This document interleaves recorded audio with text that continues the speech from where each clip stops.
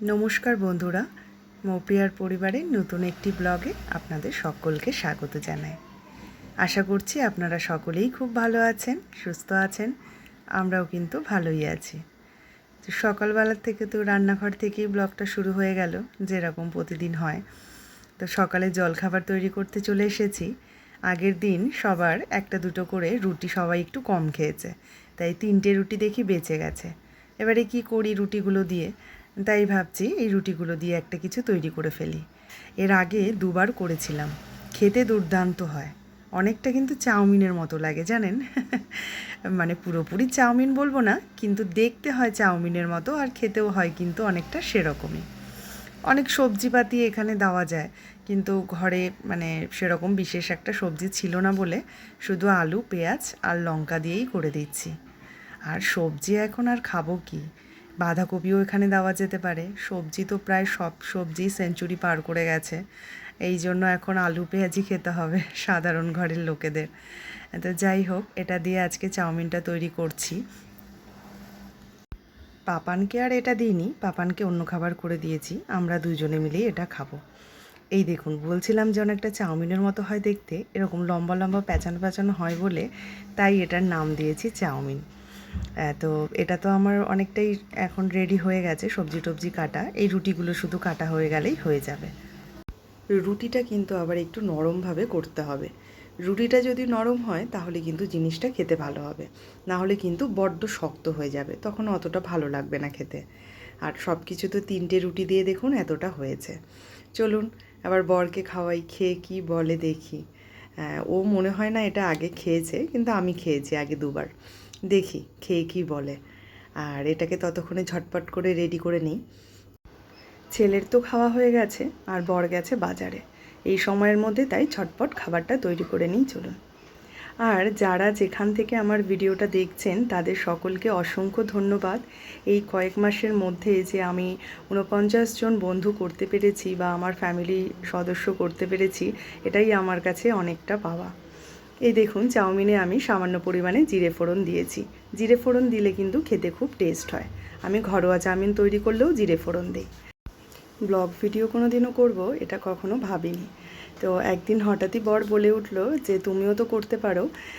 তো আমি ভাবলাম দেখানোর মতো কি আছে, যে সে ডেলি ব্লগে আমাদের সেরকম দেখানোর মতো কিছু নেই। কিন্তু তারপরেও যেহেতু সে বলল, এবার কুকিং চ্যানেল আছে আমার একটা, তারপরে ভাবলাম ঠিক আছে, যাই হোক, এটা কুকিং চ্যানেলটা যেহেতু খুলেছি তো একটা সাহস করে ব্লগ চ্যানেল খুলেই ফেলি, সেই ভেবেই আমার ব্লগ চ্যানেল খোলা। তো সে তার মধ্যে দিয়েও যে কয়েক মাসে কিছু বন্ধু বা কিছু পরিবারের লোক আমি করতে পেরেছি, এটাই আমার কাছে অনেক বড় পাওয়া। আর সত্যি কথা বলতে গেলে যখন আমি এই ভিডিওর মানে ভয়েসটা দিই, তখন আমার সব সময় মুখে না একটা হাসি লেগে থাকে। মানে সারাদিনের কাজের পরে যখন এই ভয়েসটার জন্য আমি সময়টাকে বাছাই করে নিই, সেই সময়ে সারাক্ষণ মুখে হাসি লেগে থাকে। আর এত ভালো লাগে যেন মনে হয় সত্যিই আমি কথা বলছি, মানে কেউ আমার ওপারে আমার কথাগুলো শুনছে। হ্যাঁ, মানে আমার পাশেই যেন সে বসে আছে, আমি যেন তার সঙ্গে গল্প করছি। মানে এত সুন্দর একটা ফিলিংস হয় যে সারা দিনের ক্লান্তি যেন আমি এই ভয়েসটা দেওয়ার সময় আমার সব দূর হয়ে যায়।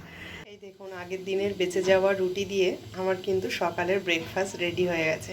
আমি না এখানে ডিম দিতে ভুলে গেছি, মানে এটা একটা ডিম দিলে ভালো হতো, তাই যেহেতু ভুলে গেছি তাই একটা আলাদাভাবে ডিমের পোচ করেছি। দাঁড়ান, এটার ওপর দিয়ে ডিমের পোচটা দিয়ে দিই, এটার ওপর দিয়ে এটা দিয়ে দিই। এটার সঙ্গে কিন্তু এটা খেতে দুর্দান্ত লাগবে। খেয়ে বলো তো কেমন হয়েছে। কি বানিয়েছো এটা? খেয়ে সকালে দেখো, খেয়ে বুঝতে পারো নাকি দেখো আগে। এটাই আগে টেস্ট করি।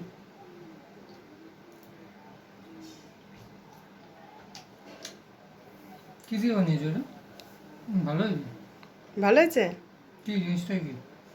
আগের দিন রাতে রুটি খেলে না, হুম, একটুখানি খেয়ে রেখে দিলে, এবার হুম, সেই রুটিগুলো কি করবো, আমি একা খাবো, তাই এটা বানিয়ে সবাইকে খাইয়ে দিলাম। সবাই বলতে তুমি আর আমি, ছেলেকে দিইনি। হুম, ভালো হয়েছে। হুম। ঠিক আছে, খেয়ে নাও। বোঝা যাচ্ছে না অতটা যে রুটি দিয়ে। আচ্ছা বাবা, এটা যে বললে এটাই অনেক। বাজার থেকে আজকে এসছে শঙ্কর মাছ। ওর বাবা এত শঙ্কর মাছ খেতে ভালোবাসে, যখনই বাজারে পায় সেটাকে তুলে নিয়ে চলে আসে। এই দেখুন দুটো গাছ নিয়ে এসছে। বাজার করতে গেছিল, ওখানে দেখেছে একজনকে এই গাছগুলো নিয়ে বসতে। তোর বাবার আবার দেখে খুব পছন্দ হয়ে গেছে। আর গাছ দুটো ভারী দেখতেও সুন্দর দেখুন। জানি না এই গাছ দুটোর নাম কি, দেখে তো অনেকটা সুপুরি গাছের মতো লাগছে। তো এই গাছ দুটোকে দেখে আবার নিয়ে চলে এসছে। এখন এই যে এই টাবগুলো নিয়ে এসছে, এগুলো এখন গাছগুলো এখন পুঁতবে। গাছের বরাবরেরই ওর খুবই শখ, মানে গাছ লাগাতেও খুবই ভালোবাসে, কিন্তু সেরকম জায়গা নেই বলে এই দেখি ছোট ছোট গাছগুলোকে নিয়ে এসে নিজের শখটাকে পূরণ করে। কারণ ঘরে একেবারেই জায়গা নেই, কলকাতার 2 কামরার একটা ঘরে আমরা ভাড়া থাকি।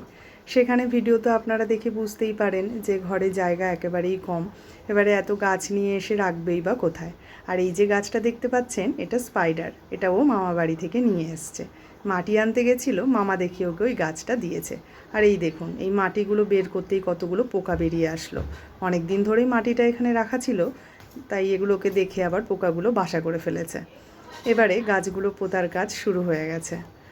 আর কিছু সার এই মাটির সঙ্গেই নাকি মেশানোই ছিল। মামা সেই সার তো সবসময় তৈরিই করে রাখে। এর আগের একটা ভিডিওতে আমি দেখিয়েছি মামা বাড়ির ছাদ বাগানের ভিডিও, যেটা খুবই সুন্দরভাবে যত্ন করে উনি রেখেছেন। তো সেখান থেকেই মাটি নিয়ে এসছে, আর এই গাছগুলো এখন সে এখানে পুঁতবে বলে ঠিক করেছে। সব সময় বলতে থাকে এখন এই গাছগুলো দিয়েই নিজের শখটাকে কিছুটা পূরণ করি, পরে যখন নিজের কিছু করতে পারবো তখন মাটিতে আম, জাম, কাঁঠাল, নানান ধরনের ফুলের গাছ এগুলো লাগাবো।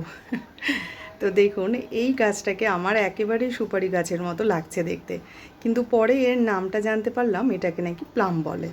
তো ভারী সুন্দর গাছটা। এবারে এক জায়গায় এটাকে আপাতত রাখবে, পরে আবার জায়গা মতো সেট করবে যে কোথায় এটাকে রাখলে ভালো লাগে। আর আমি তো বারবার রান্নাঘর থেকে রান্না করতে করতে ছুটে আসছি, আমার রান্নাও প্রায় হয়ে গেছে।